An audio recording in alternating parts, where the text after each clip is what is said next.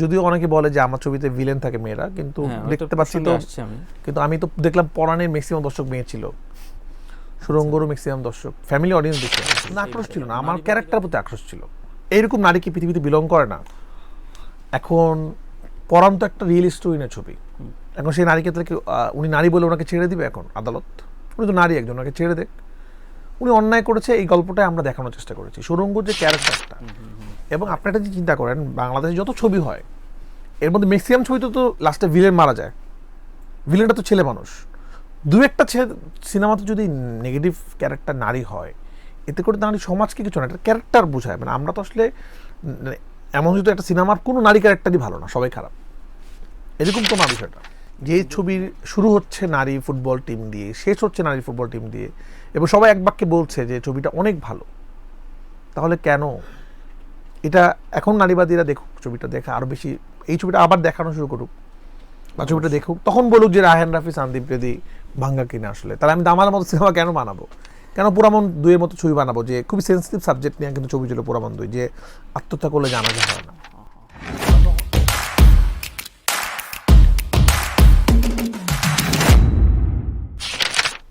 না, এরকম মনে হয় আমি তো এত ভালো ডিরেক্টর না। আমার কাছে মনে হয় আমি খুবই লাকি মানুষ। আমি একদিন প্রেস কনফারেন্সে বলেছি, আমি এত মেধাবী না, আমি অনেক পরিশ্রমী মানুষ, এবং আমি নতুন নতুন কাজ করার চেষ্টা করি। আমি সাধারণ মানুষের মতো করে চিন্তা করি, এই জন্য আমার ছবিগুলো সাধারণ মানুষের মতো করে হয়। মানে আমার ছবিগুলো সাবজেক্ট হোক বা আমার ক্যারেক্টারগুলো খুব জীবন্ত হয়, আপনি কানেক্ট করতে পারবেন যে এটা আমার আশপাশের কোনো মানুষ। কিন্তু আমি এখনও আমার কাছে মনে হয় শিখছি, আসলে আমার নতুন নতুন এক্সপেরিমেন্ট করছি। ওই রকম জায়গায় আমি নিজেকে এখন, আমাদের দেশে অনেক ভালো ভালো ডিরেক্টর এখনও জীবিত আছেন, সে ছবি বানাচ্ছেন। তো সামহাও আমার ছবিগুলো ক্লিক হয়ে যাচ্ছে, মানুষ আমাকে অনেক ভালোবাসে। কারণ নাহলে এত অল্প সময়ে এত পরিচিতি, এত ভালোবাসা সাধারণত কেউ পায় না। এই যে দেশ বিদেশে যাচ্ছি, মানে এয়ারপোর্ট থেকে শুরু হোক, রাস্তাঘাট, আমি কখনো কল্পনা করিনি। মানে একটা সময় তো আসলে আমরা তো ক্যামেরার পিছনে থাকি, কিন্তু মানুষ হলে গেলে জড়া ধরতেছে, বা এয়ারপোর্টে গেলে বলতেছে ভাই সুরঙ্গ পুরো সিনেমার গল্প মুখস্থ। আবার কিন্তু আপনার সিনেমা হলে আমরা সব ফ্যামিলি মিলে গেছিলাম, এই যে একটা ভালোবাসা, তো এগুলা খুব অবাক লাগে। যে তখন মনে হয় যে না, আসলে ভালো ছবি বানাতে হবে আরো বেশি। আমার ছবি তো ফিমেলরা বেশি দেখে, যদিও অনেকে বলে যে আমার ছবিতে ভিলেন থাকে মেয়েরা, কিন্তু দেখতে পাচ্ছি তো, কিন্তু আমি তো দেখলাম পরাণের ম্যাক্সিমাম দর্শক মেয়ে ছিল, সুরঙ্গরও ম্যাক্সিমাম দর্শক ফ্যামিলি অডিয়েন্স বেশি আমার ছবিতে থাকে। তাহলে নারীবাদীরা কেন দামাল ছবিটা দেখলো না? দামালের সিনেমার এন্ডিং দৃশ্য হচ্ছে যে একটা নারী মুক্তিযোদ্ধা একজন রাজাকারকে হত্যা করছে, সেই দৃশ্যটা দেখে তো হাততালি দেওয়া উচিত ছিল। কেন ময়নাকে যখন আগুনে পুরায় তখন মানুষ হাততালি দেয়, কেন একজন রাজাকারকে পুরানোর সময় সবাই হলে হাততালি দিয়ে কেন দামাল ছবিটা সুপার ডুপার হিট করলো না? তো আমি তো সেই প্রশ্ন করতে পারি। এখন আমার যেই ছবিটাতে নারী ভিলেন, সেগুলো আপনারা ব্লকবাস্টার করে দিচ্ছেন, আর যেটাতে নারী হিরো, আমি এরকম না। আমি এখন দেখেন, আমাদের এখনকার সময় আমাদের প্রধানমন্ত্রী নারীরা আমাদের দেশে অনেক ভালো ভালো জায়গায় অবস্থান করছেন। এখন আমাদের এই সময়টা এরকম না যে কোনো নারীকে আমরা ছোট করতে পারবো। নারীরা আমাদের সমানে সমানে কাজ করছে, সব অফিস হোক, আদালত হোক, তারা দেশ চালাচ্ছে। ছিল না, আমার ক্যারেক্টার প্রতি আক্রোশ ছিল। এইরকম নারী কি পৃথিবীতে বিলং করে না? এখন পরাণ তো একটা রিয়েল স্টোরি না ছবি। এখন সেই নারীকে তাহলে উনি নারী বলে ওনাকে ছেড়ে দিবে এখন আদালত? উনি তো নারী একজন, ওনাকে ছেড়ে দেখ। উনি অন্যায় করেছে, এই গল্পটাই আমরা দেখানোর চেষ্টা করেছি। সুরঙ্গ যে ক্যারেক্টারটা, মানে উনি পুরুষ, মানে সুরঙ্গ তো একজন পুরুষ ভিলেনও কিন্তু আছে, যে মানে ইয়ের যে বন্ধু। এবং আপনি একটা যে চিন্তা করেন, বাংলাদেশে যত ছবি হয় এর মধ্যে ম্যাক্সিমাম ছবিতে তো লাস্টে ভিলেন মারা যায়। ভিলেনটা তো ছেলে মানুষ। দু একটা সিনেমাতে যদি নেগেটিভ ক্যারেক্টার নারী হয়, এতে করে নারী সমাজকে কিছু না, একটা ক্যারেক্টার বোঝায়। মানে আমরা তো আসলে এমন যদি একটা সিনেমার কোনো নারী ক্যারেক্টারই ভালো না, সবাই খারাপ, এরকম তো না বিষয়টা। দুইটা ছবি নিয়েই শুধু বলে। দেখেন আজকে আমার পোড়ামন দুইতে তো নারীকে আমরা কোন, মানে নারী ভিলেন না, পূজা হয়তো আমি কত মানে ওনাদেরকে ভালো দেখিয়েছি না খারাপ দেখিয়েছি বলতে পারি। এখনো তো ওটা কার গল্প সেটা তো আমরা বলতে পারবো না, সাংবাদিক দম্পতির গল্প, কিন্তু মানুষ দেখলে বুঝতে পারবে। আমার ফ্রাইডে তো নারী হিরো, আমার খাঁচাবিতে অচিন বাকিতে নারী হিরো, আমার টানে নারী হিরো। তো আমি জানি না, এটা হয়তো যে আলোচিত হলে হয়তো সুরঙ্গ অনেক বেশি আলোচিত, সমালোচনা সহ্য করতে হয়। মানে আমার যে ফিল্মের যে আমার ফিল্মোগ্রাফি, আমার যতগুলো ছবি আছে সবগুলো ছবি দেখে আপনাকে জাজ করতে হবে নারী বিদ্বেষে কিনা। আমি আসলে লাস্ট এই কথাটা তো লাস্টে, এটা আমার কাছে মনে হচ্ছে পরাণ এবং সুরঙ্গ আসার কারণে হয়তো এটা হয়েছে ব্যাক টু ব্যাক। এটা ব্যাক টু ব্যাক, মানে এখানে আমার মনে হয় তুফান আসলে ঠিক এটা হয়তো চলে যাবে। সুরঙ্গ বা পরাণের গল্প নিয়ে চিন্তা করেন, গল্পের ক্যারেক্টার নিয়ে চিন্তা করেন, মানে আপনার ক্যারেক্টারের এন্ডিং এছাড়া কিছু দেখা যায় না। আজকে মানে পরাণের যে এন্ডিংটা বা পরাণের তো মিমকে আমরা লাস্টে তো মিম তো পুলিশ ধরে নিয়ে যাচ্ছে মিমকে, কিন্তু এই ধরনের ক্যারেক্টার আমি কিন্তু অনেক নারী দেখে জিজ্ঞেস করছি যে কেন আপনি পরাণ দেখলেন। অনেকে আমাকে বলছে যে আমাদের জীবনের সাথে এটা মিলছে, কিছু মানুষ অনেকে নারীদের সাথে এটা মিলছে, কিন্তু এই যে ময়না ক্যারেক্টারটা, এই ময়না ক্যারেক্টার কি বাংলাদেশে বিলং করে না? মানে আপনি ওই ক্যারেক্টারটাকে বলতে পারেন যে এমন এমন ক্যারেক্টার রাফি বানায় যেগুলো আমাদের আশপাশে কখনো বিলং করে না।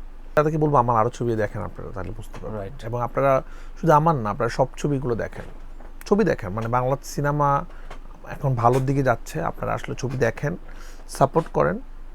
আলোচনা ফেসবুকে স্ট্যাটাস দেওয়াটা খুব সহজ, কাজ করাটা অনেক কঠিন। একটা মানুষ যখন হলে মানুষ নিয়ে যাচ্ছে এবং যেখানে যখন অনেক মানুষ, একটা সিনেমা 1 কোটি মানুষ যখন ভালো বলছে, এর মধ্যে 10 জন বা 20 জন মানুষ খারাপ বললে সেটাকে আমরা যেমন এটা কিন্তু আমি এখন একটা, আমি জানি না আপনাদের চোখে পড়ছে কিনা, এটা কিন্তু একটা ট্রেন্ডের মতো হয়ে গেছে। তখন যে কোনো একটা নিউজ হচ্ছে পজিটিভ পজিটিভ পজিটিভ, একজন চিন্তা করবে একটা নেগেটিভ নিউজ করে দিই, কারণ পজিটিভ নিউজ সবাই দেখবে, নেগেটিভটা অনেক দেখবে।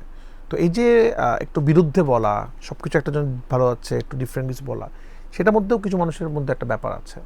আচ্ছা, একটা বিকৃত আনন্দ নেওয়ার চেষ্টা করছে, বিকৃত আনন্দ নেওয়ার ব্যবসা আছে আমার কাছে মনে হয়, জানি না কেন বলে। সন্দীপ বেরি 3টা ছবি বানাইছে, ওনার 3টা ছবি একটা স্টাইল আছে, আমার তো অনেক ছবি, কিন্তু আমার ছবি সাবজেক্ট তো একরকম না, বিভিন্ন রাইট রাইট তো বলে ভালোই লাগে। সন্দীপ বেরি সাকসেসফুল মানুষ, আলোচনা আমাকে নিয়ে আমার সিনেমা দেখে সমালোচনা করলে আমি তাকে সম্মান করি।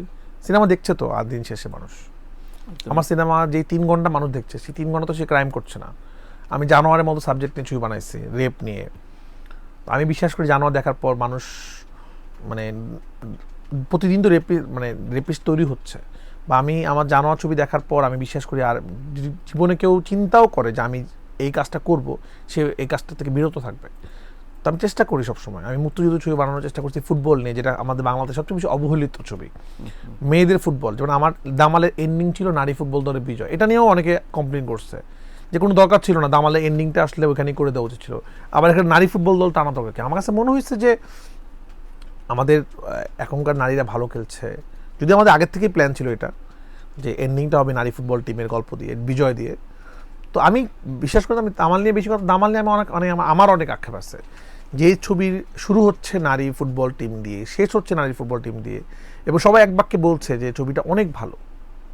তাহলে কেন এটা এখন নারীবাদীরা দেখুক, ছবিটা দেখে আরও বেশি, এই ছবিটা আবার দেখানো শুরু করুক, বা ছবিটা দেখুক, তখন বলুক যে রায়হান রাফি সন্দীপ বেদি ভাঙ্গা কিনা। আসলে তাহলে আমি দামালের মতো সিনেমা কেন বানাবো, কেন পুরামন 2-এর মতো ছবি বানাবো, যে খুবই সেন্সিটিভ সাবজেক্ট নিয়ে কিন্তু ছবি ছিল পুরামন 2, যে আত্মহত্যা করলে জানাজা হয় না, বা দহনের মতো সাবজেক্ট, যেখানে আমরা কি বলেছি যে নির্বাচনের সময় যে বাসে আগুন দিয়ে মানুষকে মারানো।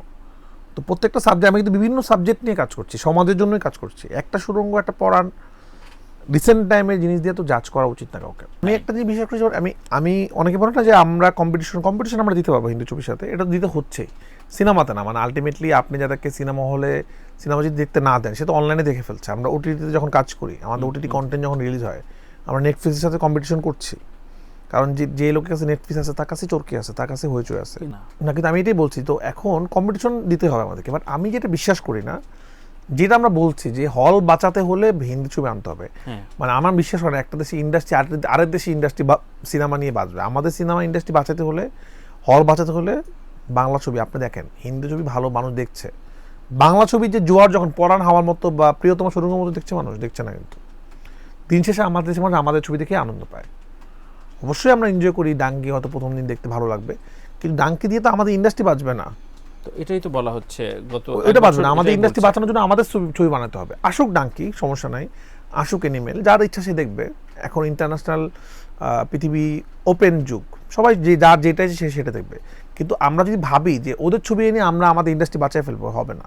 সিঙ্গেল স্ক্রিনে তো ব্যবসা করতে পারতেছে না। আসলে সাকিব ভাইয়ের সাথে আমার পুরনো প্রেম, নতুন সংসার।